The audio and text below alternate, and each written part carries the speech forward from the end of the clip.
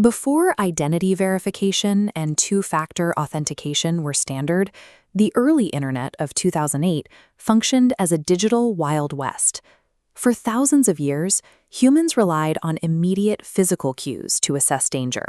We look for nervous body language, erratic eye contact, or a tense posture to determine if a stranger is safe. But when these cues are filtered through a text-based interface, we enter what psychologists call the trust default.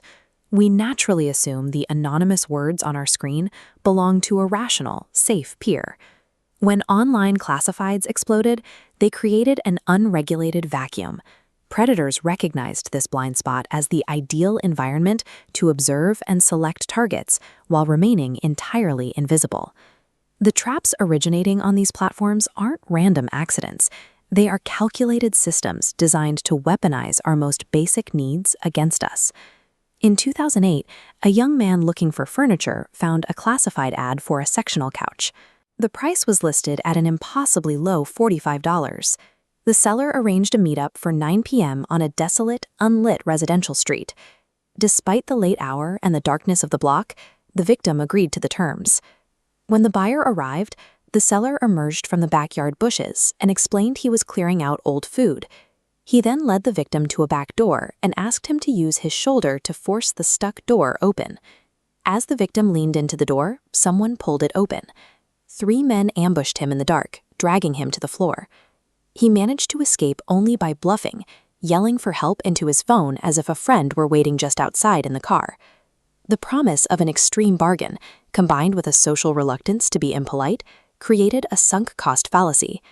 This psychological pressure overrode the victim's innate survival instincts until it was nearly too late. Predators also target social isolation. In one case, a 21-year-old woman, estranged from her family and working a dead-end job, was looking for any possible escape. She found an ad from a man offering free lodging in exchange for basic cleaning. The arrangement required no background checks and offered an immediate solution to her housing instability. Shortly after moving in, she discovered small black cameras mounted in the corners of the living room and kitchen. The homeowner had not mentioned them during the tour, but she initially dismissed them as a simple security measure for his property. A previous victim eventually contacted her with the truth. The homeowner was an unemployed stalker who stayed hidden inside the house most days to monitor his tenants. She later found a tiny camera lens hidden behind a box in her own bedroom closet, pointed directly at her bed. By crafting offers that are too good to be true, predators filter for highly isolated targets.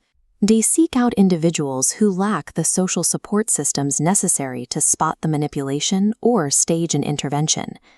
In some cases, the trap is an inverse. A homeowner compromises his own sanctuary by hiring unverified, off-the-books domestic labor for the sake of convenience. The invasion began with small, unexplained details. Spare house keys went missing. Food disappeared from the fridge. And at 3 a.m., the homeowner began hearing slow, deliberate footsteps moving through the downstairs rooms. To find the source, the homeowner feigned his morning commute, drove around the block, and snuck back into his own house to wait quietly at the top of the stairs. Mid-morning, the front door unlocked. A woman he didn't recognize entered the house and began roaming the rooms. When he confronted her on the stairs, she stared back at him with an expression of intense hostility, before slowly turning and walking out. Prioritizing convenience over basic security protocols grants a stranger frictionless access to your most vulnerable space. In this case, a simple hiring decision legally invited a predator into the home. These victims were not unintelligent. Their judgment was hijacked by universal human desires for stability and convenience.